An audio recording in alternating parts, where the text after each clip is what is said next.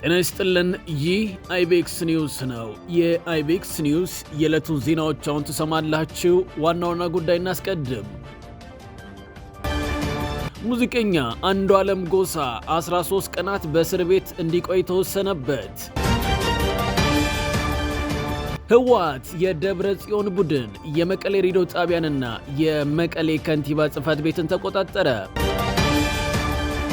የሜታ የቀድሞ ሰራተኛ ያሳተመችውን የኩባንያውን ስም የሚያጠፋ መጽሐፍ እንዳታስተዋውቅ አገዳት። በሌላ በኩል አንድ አውስትራሊያዊ በሰው ሰራሽ ልብ 100 ቀናት በመቆየት በዓለም የመጀመሪያው ሆኗል። እንዲሁም በ5 የኢትዮጵያ ንግድ ባንኮች ውስጥ የሚኖረውን የውጭ ምንዛሬ ተመን ዋጋም እንነግራችኋለን። አብራችሁን ሆኖ ሙዚቀኛ አንዱዓለም ጎሳ 13 ቀናት በእስር ቤት እንዲቆይ ተወሰነበት። ከእጮኛው ቀነኒ አዱኛ ሞት ጋር በተያያዘ ከ2 ቀናት በፊት በቁጥጥር ስር የዋለው ሙዚቀኛ አንዱዓለም ጎሳ ፍርድ ቤት ቀርበዋል። አንዱዓለም በነፍስ ግድያ የተጠረጠረ በመሆኑ ነው ትላንትና መጋቢት 4 ቀን 2017 ዓ.ም አራዳ በሚገኘው የፌዴራል ከፍተኛ ፍርድ ቤት መቅረቡ የተነገረው። ሞዴል እንዲሁም የማስታወቂያ ባለሙያ የሆነችው ቀነኒ አዱኛ መጋቢት 1 ቀን 2017 ዓ.ም ሌሊት 10 ሰዓት አካባቢ ከእጮኛዋ ጋር ከሚኖሩበት ውዳሴ ከተሰኘው ህንፃ 5ኛ ፎቅ በረንዳ ላይ ለጊዜው ምክንያቱ ባልታወቀ ሁኔታ መውደቋ ለህልፈቷ ምክንያት መሆኑን ፖሊስ አመላክቷል። በችሎቱም ቀነኒ መጋቢት 1 ቀን ሌሊት 10 ሰዓት ላይ ገደማ ከምትኖርበት አፓርታማ 5ኛ ፎቅ ላይ ወድቃ ህይወቷ ማለፉን ፖሊስ ለፍርድ ቤቱ አስረድቷል። ምርመራ ለማድረግም 14 ቀናት የጠየቀው ፖሊስ እስካሁን ድረስ አሻራ ማንሳትና የአስክሬን ምርመራ ማድረግ እንዲሁም የሰው ማስረጃ የማሰባሰብ ላይ እንዳለ ነው ለፍርድ ቤቱ ያስረዳው። አሁን ለምርመራው ፎቶግራፎችን ከመዝገቡ ጋር ለማያያዝ የሰዎችን ምስክርነት ለመሰብሰብና የአስክሬን ምርመራ ውጤት እስኪመጣ ድረስ ምርመራ ለማድረግ 14 ቀናት እንጠይቃለንም ብሏል። በዚህ መሰረት ፖሊስ ለምርመራው ከጠየቀው 14 ቀናት ውስጥ 13 ቀናት ተፈቅዶለት ቀጣዩ ቀጠሮ ለመጋቢት 7 ቀን 2017 ዓ.ም እንዲሆን ወስኗል። በዚህ ምክንያት አንዱዓለም ጎሳ ለ13 ቀናት ገደማ በእስር ቤት ይቆያልም ተብሏል።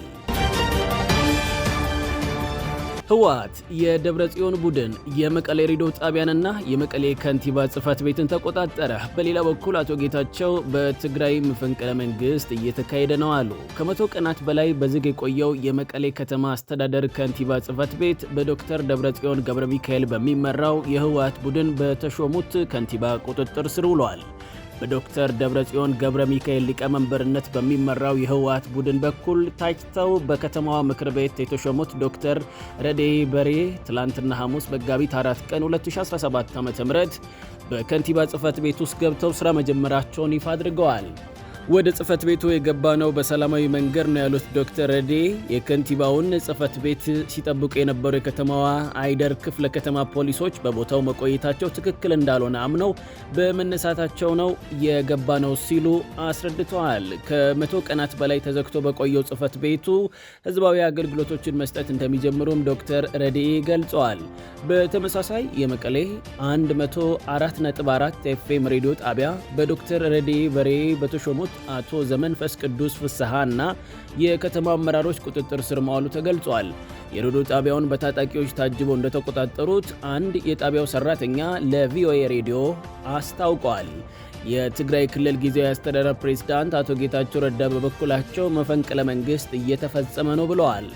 ፕሬዝዳንቱ ትላንትና ሐሙስ በአዲስ አበባ ሸራተን አዲስ ሆቴል በሰጡት ጋዜጣዊ መግለጫ በአሁኑ ሰዓት ትግራይ ውስጥ እየተፈጠረ ያለው አንድ የህወሓት አንጃ ደጋፊዎቼ ያላቸውን የተወሰኑ ከፍተኛ መኮንኖች በመያዝ ማተም የመንጠቅና ስራዎች እንዳይሰሩ የማድረግ ስራ እየሰራ ነው ብለዋል። ከውጭ የሜታ የቀድሞ ሰራተኛ ያሳተመችውን የኩባንያውን ስም የሚያጠፋ መጽሐፍ እንዳታስተዋወቅ አገዳት። የፌስቡክ እና ኢንስታግራም እናት ድርጅት የሆነው ሜታ የቀድሞ ሰራተኛው ስለ ካምፓኒው ጽፋ ያሳተመችውን መጽሐፍ እንዳታስተዋውቅ በፍርድ ቤት እንድትከለከል ማድረግ ችሏል።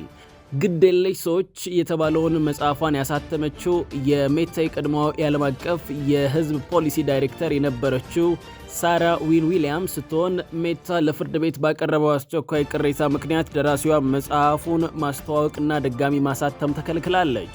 ኒውዮርክ ታይምስ መጽሐፉን በዓለም ላይ ካሉ ታላላቅ ኩባንያዎች አንዱ ስለሆነው ሜታና ማርክ ዙከንበርግን ጨምሮ ስለመሪዎች አስቀያሚ ጎን በዝርዝር የተጻፈ ሲል ገምግሞታል። ጉዳዩን የተመለከተው የአሜሪካ የግልግል ዳኛ ማህበር በሰጠው ብይን መጽሐፉ ሜታ ላይ በቀላሉ የማይጠገን ኪሳራ ሊያደርስበት ይችላል ሲል ተናግሯል። የሜታ ቃል አቀባይ አንዲ ስቶን በማህበራዊ ሚዲያ ላይ በለጠፈው ጽሑፍ ይህ ውሳኔ የሳራ ዊሊያምስ መጽሐፍ በውሸትና ስም ማጥፋት የተሞላ እንደሆነና መጀመሪያውኑም በጭራሽ መታተም እንዳልነበረበት ያረጋግጣል ብለዋል። ዘገባው የሬተርስ ነው። አንድ አውስትራሊያዊ በሰው ሰራሽ ልብ 100 ቀናት በመቆየት በዓለም የመጀመሪያው ሆኗል። አንድ የልብ ድካም ያለበት አውስትራሊያዊ እስከዛሬ ታይቶ በማይታወቅ መልኩ ለ100 ቀናት ሙሉ ለሙሉ ሰው ሰራሽ በሆነ ልብ በመቆየት የመጀመሪያው ሰው ሆኗል። ከቀዶ ጥገናው በስተጀርባ ያሉት የአውስትራሊያ ተመራማሪዎችና ዶክተሮች ባሳለፍነው ረቡዕ ዕለት እንዳስታወቁት ሰውየው ከለጋሽ የተገኘ የልብ ንቅለ ተከላ እስኪደረግለት ድረስ ከመሳሪያው ጋር ከ100 ቀናት በላይ ቆይቷል። የአውስትራሊያ ተወላጅ ዶክተር ዳንኤል ቲምስ የፈጠረው ይህ ቫዮቫኮር የተባለው ሙሉ ለሙሉ ሰው ሰራሽ ልብ በዓለም የመጀመሪያው ሊተከል የሚችል የሮታሪ የደም ፓምፕ ሲሆን ይህም ማግኔቲክ ሊቪቴሽን ቴክኖሎጂን በመጠቀም የሰው ልብ ሙሉ በሙሉ በመተካት ጤናማ የልብ የደም ፍሰትን የሚያስኬድ ነው። በዓለም ላይ በየዓመቱ ከ23 ሚሊዮን በላይ ሰዎች በልብ ህመም የሚጠቁ ቢሆንም ከለጋሽ ልብ የሚያገኙት 6000 የሚሆኑት ብቻ ናቸው። ተከላው የተነደፈው የልብ ንቅለ ተከላ ለማድረግ ለጋሽ እስኪገኝ ድረስ ታማሚዎችን በህይወት ለማቆየት እንደ ማቆያ ቢሆንም የቫዮቫኮር የረጅም ጊዜ ራዕይ ታማሚዎች የልብ ንቅለ ተከላ ሳያስፈልጋቸው በመሳሪያው ብቻ እንዲኖሩ ማስቻል ነው። ከዚህ በፊት በዓለም ዙሪያ የተደረጉ የሰው ሰራሽ ልብ ተከላዎች ብዛት 5000 ብቻ ሲሆን ከ27 ቀናት በላይ ጥቅም ላይ ዋል አልነበረም። የልብ ሐኪም የሆኑት ፕሮፌሰር ክሪስ ሃይወርድ እንደተናገሩት ይህ ቴክኖሎጂ የልብ ህክምናን በዓለም አቀፍ ደረጃ የሚቀይር እንደሆነና በሚቀጥሉት ጥቂት 10 ዓመታት ውስጥ ልብ ከለጋሽ ማግኘት ለማይችሉ ታማሚዎች ህይወት አድን አማራጭ ይሆናል።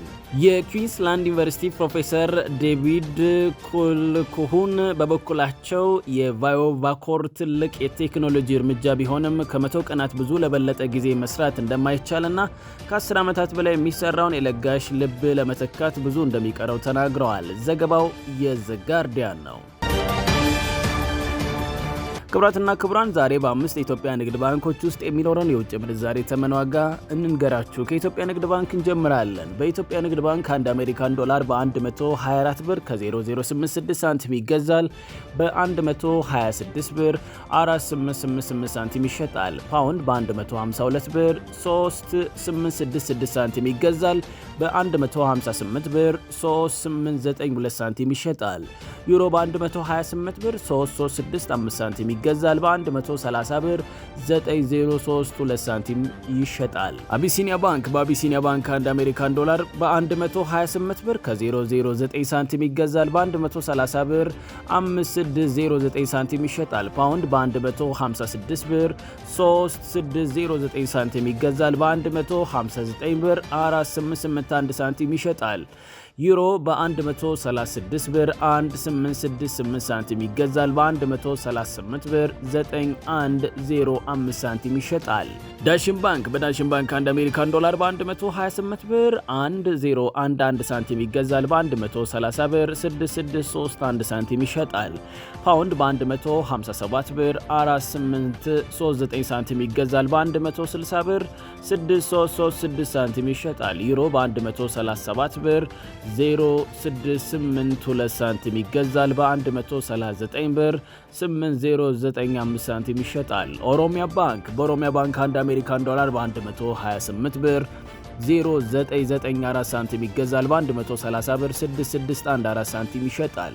ፓውንድ በ162 ብር 3019 ሳንቲም ይገዛል። በ165 ብር 5480 ሳንቲም ይሸጣል። ዩሮ በ134 ብር 4788 ሳንቲም ይገዛል። በ137 ብር 1683 ሳንቲም ይሸጣል። አማራ ባንክ በአማራ ባንክ 1 አሜሪካን ዶላር በ128 ብር 3500 ሳንቲም ይገዛል። ይገዛል። በ130 ብር 9170 ሳንቲም ይሸጣል። ፓውንድ በ162 ብር 4013 ሳንቲም ይገዛል። በ165 ብር 6493 ሳንቲም ይሸጣል። ዩሮ በ134 ብር 1386 ሳንቲም ይገዛል። በ136 ብር 8214 ሳንቲም ይሸጣል። መልካም ግብይት። ክብራትና ክብራን ከአይቤክስ ኢንተርቴይንመንት የዕለቱ ዜናዎች ይህንን ይመስል ነበር። ስለተከታተላችሁ እናመሰግናለን። የአይቤክስ ኒውስ ይፋዊ የዩቲዩብ ቻናልን ሰብስክራይብ፣ ሼር እና ላይክ ያድርጉ። ለወዳጅ ዘመዶ የሚያጋሩ። ስለተከታተላችሁ እናመሰግናለን። መልካም ቀን ይሁንላችሁ።